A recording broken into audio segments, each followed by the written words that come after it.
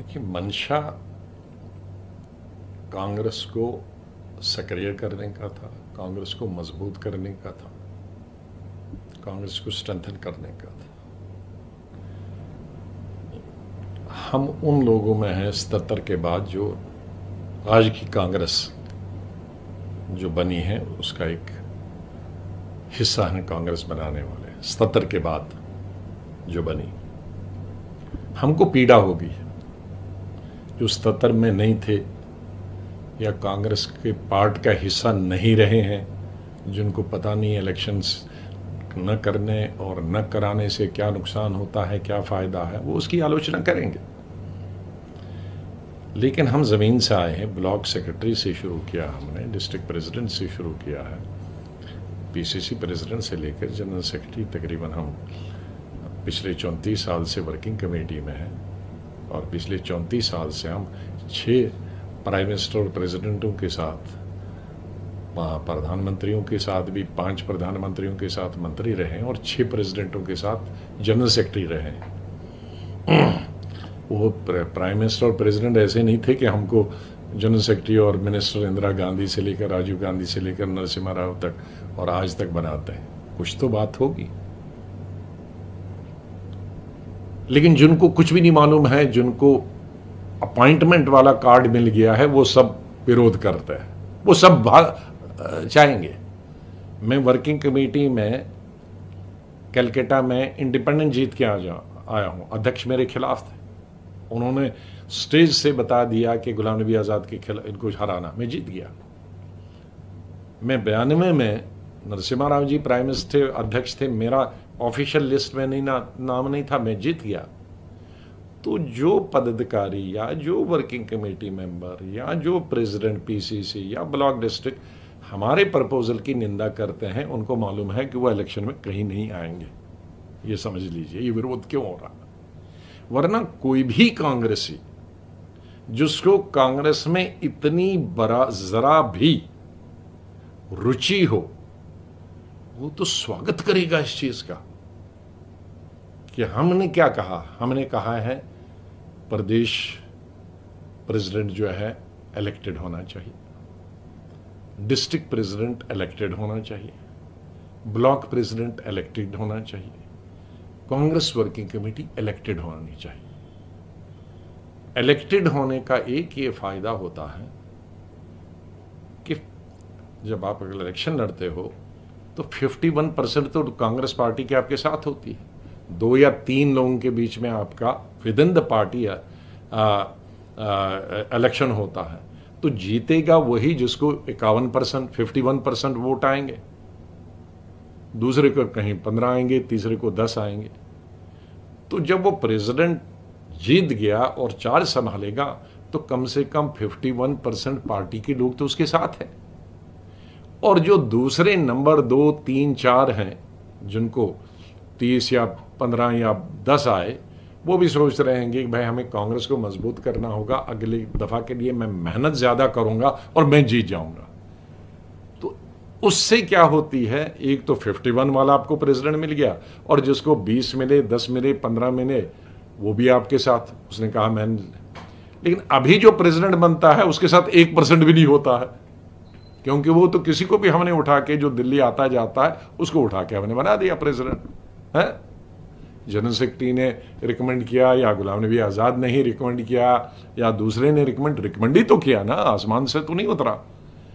तो अब हमें ये तो नहीं मालूम कि इसके साथ 100% लोग हैं कि शून्य है। तो कई प्रेसिडेंट ऐसे बने हैं जिनके पास शून्य भी है। अब जहां जिसके पास 100% तो खैर किसी के ना, जिसके पास 50-60% लोगों का समर्थन है वो तो अच्छा काम करता है, लेकिन जिसके पास शून्य सपोर्ट है वो स्टेट ही शून्य हो जाती है। अब इसमें कौन सी बुरी बात है कांग्रेस लीडरशिप के लिए। इसी तरह से डिस्ट्रिक्ट, इसी तरह से ब्लॉक, इसी तरह से वर्किंग कमेटी। वर्किंग कमेटी में भी नॉर्मली वर्किंग कमेटी के मेंबर को, इलेक्टेड को आप हटा नहीं सकते, लेकिन अपॉइंटेड को आज हटा दिया। आज गुलाम नबी आज़ाद ने स्टेटमेंट दिया तो गुलाम नबी गायब। लेकिन अगर वर्किंग कमेटी इलेक्टेड हो तो फिर हटा नहीं सकते। तो तो इसमें कौन सी आपत्ति है मेरी? इलेक्टेड।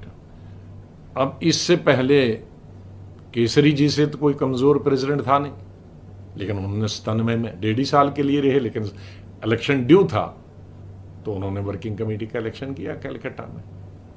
उससे 5 साल पहले नरसिम्हा राव जी,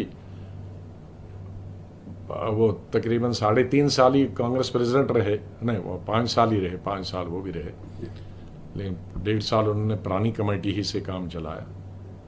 लेकिन उन्होंने भी आते 91 में वो कांग्रेस प्रेसिडेंट बने और प्राइम मिनिस्टर बने, लेकिन 92 में ड्यू थे इलेक्शन पार्लियामेंट में, तो उन्होंने तिरुपति में इलेक्शन कराई वर्किंग कमेटी की, उसमें भी हम जीत के आए इंडिपेंडेंट कैंडिडेट। तो उन्होंने रोका। तो हम ये कह रहे हैं कि 23 साल से इलेक्शन नहीं है। हम जब सरकार में हैं, यूपीए 1 यूपीए 2, तो शायद सरकार के दम पे पार्टी चलती है, लेकिन जब विपक्ष में है और सरकार सत्ताधारी पार्टी बहुत मजबूत है, उनके पास पावर भी है, सेंटर में है, स्टेट में है, उनके पास संगठन भी मजबूत है, एक संगठन ही 40-45 संगठन है, उनके पास संख्या भी है, उन्होंने वोट बेस भी बहुत बढ़ाया है। तो अगर मेरी पार्टी को 50 साल विपक्ष में बैठना है तो कोई इलेक्शन की जरूरत नहीं है। मुझे तो अब कुछ नहीं बनना है, मैं चीफ मिनिस्टर भी बन चुका हूं, 5 प्राइम मिनिस्टरों के साथ मंत्री भी रह चुका हूं, वर्किंग कमेटी 34 साल से हूं, जनरल सेक्रेटरी 15 दफा बना हूं, मुझको क्या चाहिए और? लेकिन जिनके लिए हम लड़ते हैं उनको पता ही नहीं होता है कि इलेक्शन की कीमत क्या है, और हम क्यों कह रहे हैं, हम क्यों कह रहे हैं इलेक्शन करो, फायदा तुम्हें होगा। कल अगर किसी को प्राइम मिनिस्टर बनना है तो उसी को इससे फायदा बनेगा ना, कल किसी को मुख्यमंत्री बनना है तो उसी को फायदा होगा ना, कल नई जनरेशन को अगर यूनियन मिनिस्टर बनना है तो उन्हीं को फायदा होगा। हम और एक्टिव पॉलिटिक्स में 5-7 साल होंगे तो हमें तो कोई लेने देने, हमें तो प्राइम मिनिस्टर नहीं बनना है, हमें तो पार्टी अध्यक्ष नहीं बनना है, हम तो सब पद रह चुके हैं।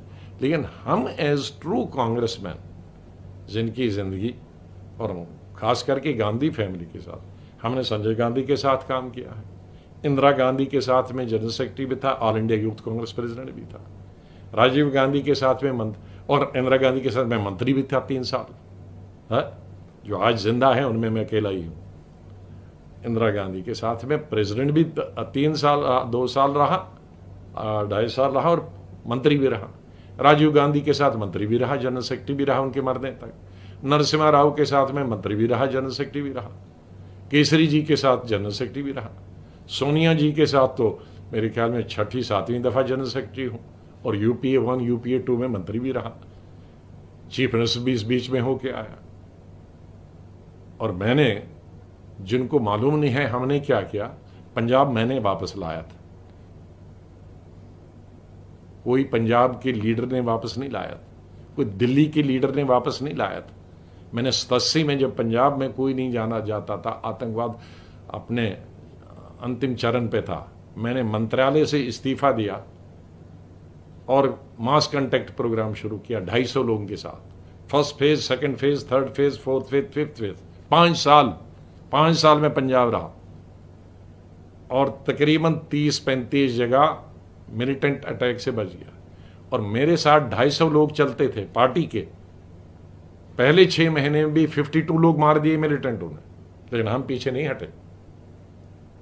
जब तक इलेक्शन नहीं करवाया, जब तक आतंकवाद खत्म नहीं हुआ, जब तक सरकार कांग्रेस की बनी, मैंने पंजाब नहीं छोड़ा 5 साल। इन बच्चों को मालूम है पंजाब में कैसे आतंकवाद खत्म हुआ और किसने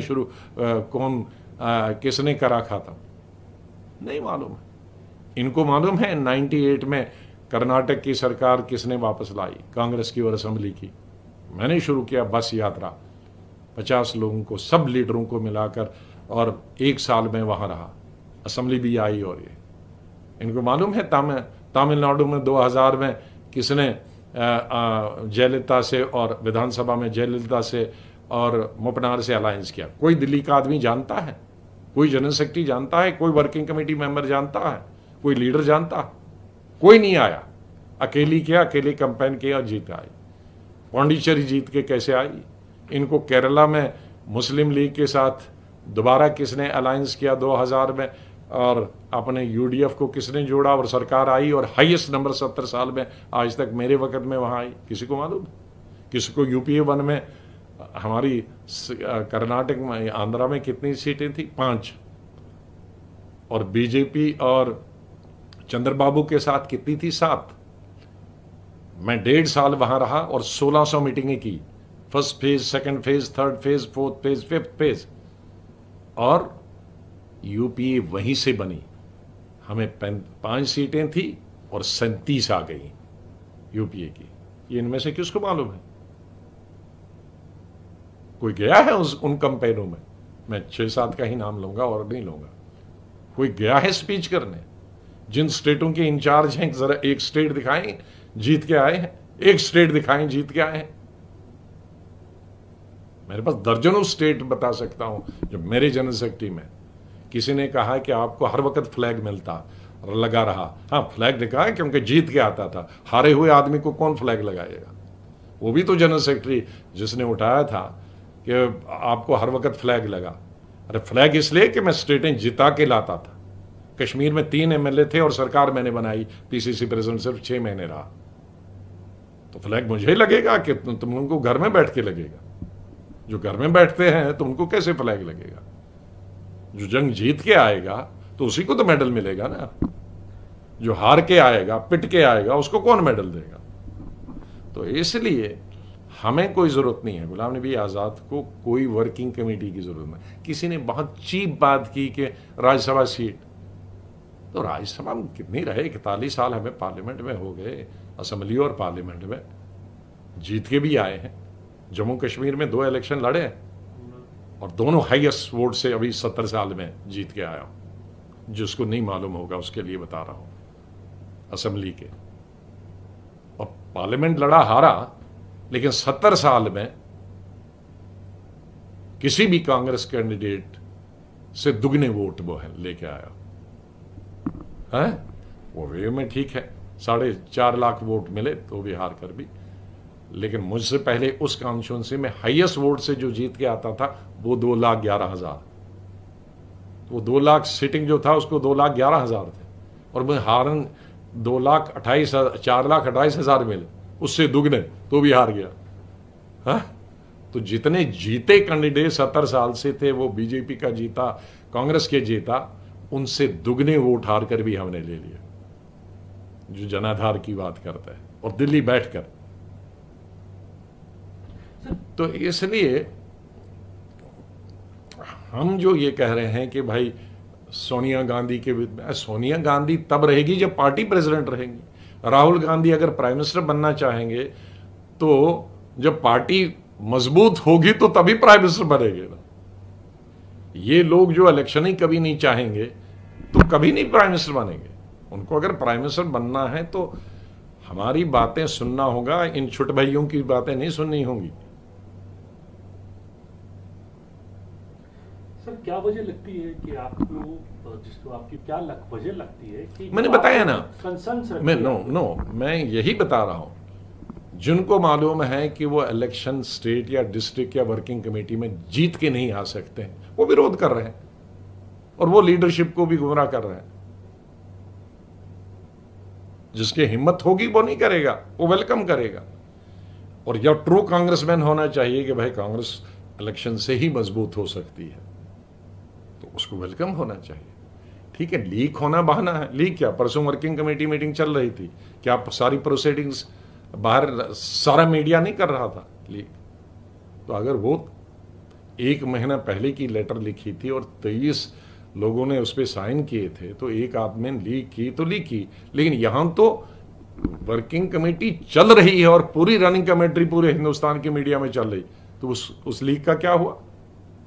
सवाल लीक का नहीं है, सवाल है कि हमने जो मुद्दे उठाए, इलेक्शन ब्लॉक का होना चाहिए, डिस्ट्रिक्ट का होना चाहिए, पीसीसी का होना चाहिए, वर्किंग कमेटी का होना चाहिए, फुल टाइम प्रेसिडेंट होना चाहिए, इसमें किस कांग्रेस को आपत्ति होनी चाहिए?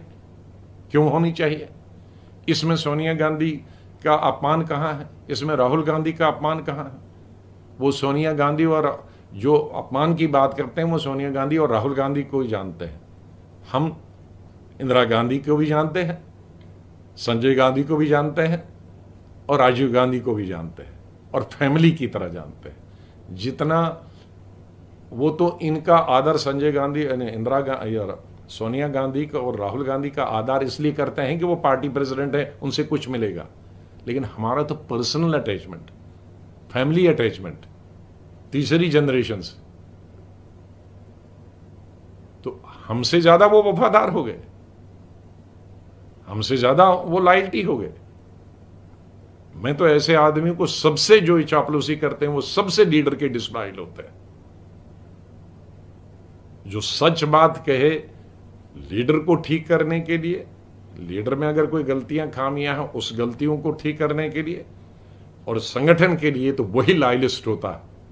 वो लॉयलिस्ट नहीं होता है, वो चापलूस होता है जो लीडर की कमजोरी को कहेगा तुम ठीक हो, संगठन की कमजोरी को कहेगा नहीं कुछ सब ठीक है। वो मैं कांग्रेसमैन और लॉयल नहीं समझता, उसको मैं लीडर का भी डिसलॉयल समझता हूं, पार्टी का भी डिसलॉयल समझता हूं। सर आपने इंदिरा जी के साथ काम किया, राजीव संजय गांधी के साथ, संजय गांधी जी के साथ हाँ। काम किया, तो आप गांधी पूरे गांधी परिवार के साथ आपके एसोसिएशन बहुत सालों से है। पॉलिटिकल से ज्यादा पर्सनल है। तो आप जब आपको मालूम है संजय गांधी और उसकी साली, संजय गांधी की पत्नी हॉस्पिटल में थी, सिजेरियन हुआ था, लेकिन वो मेरी शादी में 3 दिन श्रीनगर थे और बजट सेशन चल रहा था 81 का। ये रिलेशन है हम लोगों के।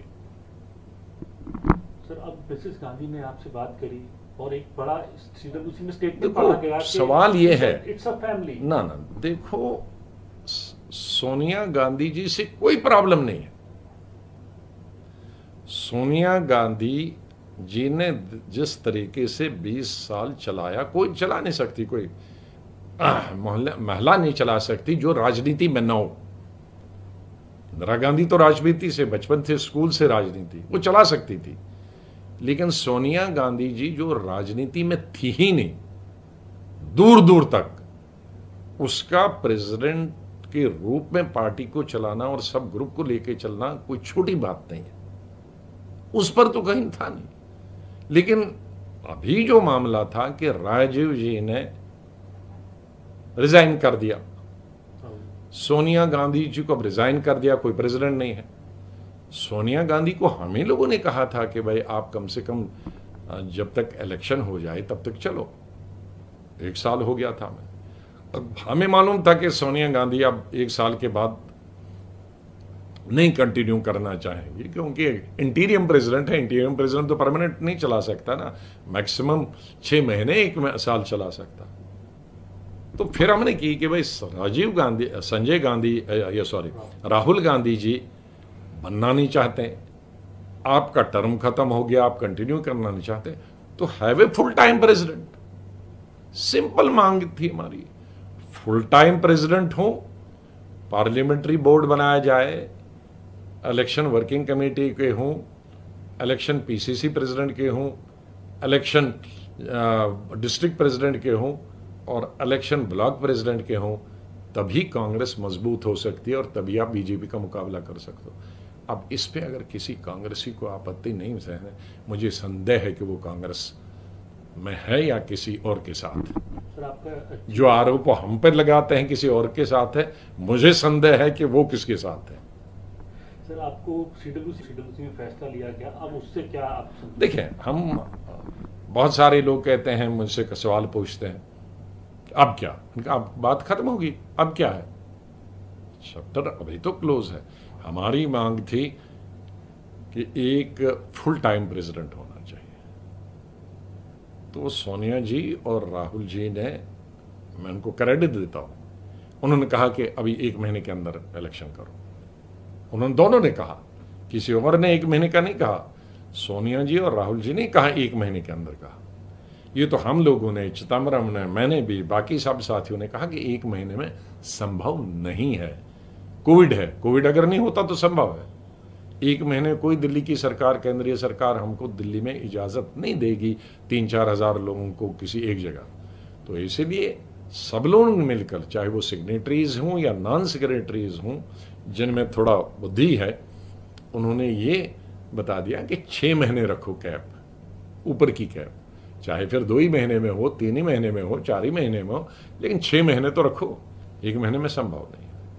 और फिर हम सब ने मिलकर रिक्वेस्ट की सोनिया जी से एक बार फिर कि भाई आपने इतने साल हम पर कृपा की है, तो आप अभी 6 महीने और चलाओ ये इलेक्शन, और किसी अब तीसरा इंटीरियम प्रेसिडेंट नहीं हम बनना किसी को चाहते थे, उससे और पार्टी को नुकसान होगा, आप ही इंटीरियम, आपकी अध्यक्षता। और उन्होंने मान लिया। और उन्होंने अच्छी लीडरशिप क्वालिटीज़ दिखाई।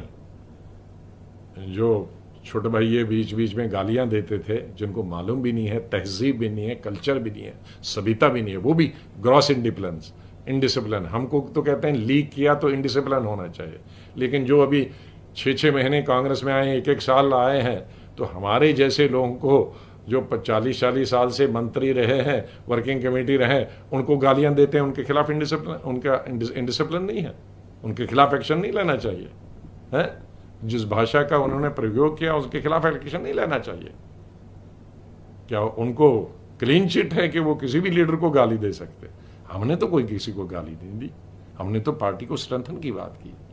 हमने तो अपने लेटर में नेहरू जी के कसीदे पढ़े हैं कि क्या उन्होंने किया है, इंदिरा जी के कसीदे पढ़े क्या किया है, राजीव जी के कसीदे पढ़े क्या किया है। उस लेटर में सोनिया जी का कितना हमने तारीफ लिखी है, हमने राहुल गांधी की एप्रिसिएशन कितनी लिखी है, और उन्होंने गालियां कितनी दी। तो बहरहाल अब जो हो गया है कि मैं बधाई देता हूं कि सोनिया जी की जो कंक्लूडिंग स्पीच थी वो बहुत अच्छी थी। उन्होंने कहा ठीक है, मुझे लेटर लिखने पर, जो मेरे साथियों ने लेटर लिखी उस पर कोई मुझे आपत्ति नहीं है, सिर्फ लीक नहीं होनी चाहिए। तो लीक तो मैंने उस पर पहले ही कहा था, लीक इंदिरा गांधी के वक्त में भी कैबिनेट के सब प्रोसीडिंग्स बाहर जाती थी, राजीव गांधी के साथ सब जाती थी, क्यों मैं था। इंदिरा गांधी को भी यही कंप्लेंट थी कि कैबिनेट की बात बाहर जाती, राजीव गांधी को भी यही कंप्लेंट थी, नरसिम्हा राव को भी थी, और मनमोहन सिंह जी भी वन हो को कंप्लेंट हमेशा रही। और ये कंप्लेंट आज नहीं, मैं आज पढ़ रहा था, स्पीकर ने सभी चेयरमैन जो स्टैंडिंग कमेटी उनको लिखा कि आप लीक करते हो। आज उपराष्ट्रपति ने राज्यसभा के जो स्टैंडिंग कमेटी के चेयरमैन उनको लिखा कि प्रोसीडिंग लीक होती है। ये तो हिंदुस्तान में लीक होती है, ये लेटर लीक हो गया तो कौन सा कोई अजूबा हो गया, और वो भी 37-35। और उस लेटर में कौन सी ऐसी बात थी कि जो बड़ा स्टेट सीक्रेट था, नेशनल सीक्रेट था, या देश की अखंडता और एकता को उससे खतरा पहुंचा, या हमारी जो चीन उसकी वजह से यहाँ पहुंच गया। तो खाली था कि भाई आपने बहुत अच्छा काम किया, कार्य किया, अब पार्टी को और स्ट्रेंथन करने के लिए इलेक्शन कराओ। ये कौन स्टेट सीक्रेट है? ये तो कन्वेंशनें जब होती हैं, मेवाड़े होते हैं, उनमें हम खुल का कहते हैं ये चीजें होनी चाहिए। सर आखिरी सवाल आपसे, बीजेपी को मौका मिला? अच्छा नहीं, दूसरा बीजेपी को मौका मिला। बीजेपी हम स्ट्रेंथन करें तो बीजेपी को कैसा मिले? बीजेपी को मौका मिलेगा जब हम कांग्रेस में चुप रहेंगे और इलेक्शन नहीं कराएंगे। वो बीजेपी को फायदा है, वो बीजेपी को फायदा है। अगर हम कोई इलेक्शन नहीं कराएंगे और ऐसी ही टूटी फूटी कांग्रेस रहेगी तो तब बीजेपी को फायदा है। इलेक्टेड बॉडीज से बीजेपी को सबसे ज्यादा नुकसान है। वो कभी नहीं चाहेंगे कि कांग्रेस में इलेक्शन हो, इलेक्टेड बॉडीज आए और सक्षम लोग हर जगह आ जाए, वो कभी नहीं चाहें। तो ये जो लोग कहते हैं कि बीजेपी को फायदा, नहीं, बीजेपी को फायदा इससे है इलेक्टेड बॉडीज से, नॉन इलेक्टेड बॉडी से, एडहॉकिज्म से। उनको इलेक्टेड बॉडी से नहीं होंगी, फिर सक्षम लोग आएंगे जिनको पार्टी चाहेगी, लोग चाहेंगे, वो जीत के आ जाएंगे। तो इस वक्त अभी आगे इसको कुछ नहीं है। सोनिया जी के वक्त में सिर्फ इलेक्शन हो सकता है। बाकी जहां तक दूसरे प्रश्न हैं, इलेक्टेड CWC होना चाहिए, इलेक्टेड PCC प्रेसिडेंट होना चाहिए, ब्लॉक होना चाहिए, डिस्ट्रिक्ट होना, जो भी अध्यक्ष आए, जो भी नया अध्यक्ष आए, हम सोनिया जी पर वो बोझ नहीं डालना चाहिए, और ऐसी मांग भी हम नहीं करनी चाहिए। हम जस्टिस नहीं कर पाएंगे, ये गलत बात होगा, अनुचित होगा कि हम सोनिया जी को कल दोबारा लेटर लिखेंगे आप ये इलेक्शन करें, नहीं, गलत बात। इसलिए जब नया प्रेसिडेंट, फुल टाइम प्रेसिडेंट होगा, उसको भी ये सब काम करने के लिए 1-1.5 साल लगेगा। ये 2 महीने या 3 महीने का काम नहीं है। तो जो भी ओवरऑल जो मैं कह रहा हूं, जो हमारी नीयत कांग्रेस को मजबूत करने की है, कांग्रेस वापस सत्ता में आई, जिन लोगों को अपने लिए है कि भाई इलेक्शन से वो उड़ जाएंगे, वो शोर मचाते रहें। ठीक है सर, एक सवाल आखिरी आपसे हिंदी में पूछना चाह रहा हूँ। बार बार ये बात तो निजी हमले तो हो ही रहे हैं, ये भी कही जा रही है कि लेटर लिखने की क्या जरूरत थी, आप तो बात कर सकते थे, सीधी बात कर सकते थे। आपका देखो, लेटर न तो मैं सरदार पटेल हूं और न ही हमारी पार्टी में कोई जवाहरलाल नेहरू है। एक ही बिल्डिंग थे, साउथ ब्लॉक, एक कमरे में एक और दूसरा, लेटर लिखते थे। लेटर लिखते थे, कितनी लेटर हैं कि सरदार पटेल को लिखी, सरदार पटेल ने उसको लेटर लिखी, एक बिल्डिंग में, एक होम मिनिस्टर और एक प्राइम मिनिस्टर। तो ये लेटर लिखने की एक अलग बात होती है, जबानी एक उड़ जाती है, कोई बात नहीं। हम कितनी लेटर लिखते थे नरसिम्हा राव के वक्त, मैं नहीं, 5-6 लोग थे हम, हमारे 3 साल उनके साथ यही लड़ाई रही कि आप डिस्ट्रिक्ट नहीं बनाते हो, पीसीसी नहीं बनाते हो। और जब उनके खिलाफ वोट कॉन्फिडेंस हुआ तो यही आया कि 5 साल से हम आपको लिख के बता रहे थे, मीटिंगें भी की और आपको कह रहे थे कि आपने पीसीसीज नहीं बनाई, आपने डिस्ट्रिक्टें नहीं बनाई, इसलिए हम हार गए। गवर्नमेंट की वजह से नहीं हार गए, संगठन की वजह से। किसी ने हम पर आरोप नहीं लगाया कि तो आप लोग बीजेपी के दबाव में कर रहे हो, और न उसने कहा कि आप किसी के दबाव में कर रहे हो। ये कांग्रेस पार्टी 135 साल की है, जिन्होंने हिस्ट्री पढ़ी है, हम तो स्कूल से हिस्ट्री कांग्रेस की पढ़ते आए हैं। कितना नेहरू और सरदार पटेल के बीच में टकराव होता था, लेटरें लिखती थे, वो भी वर्किंग कमेटी, दूर तो नहीं थे, फिर लेटर लिखते थे। और जितने आपस में जितने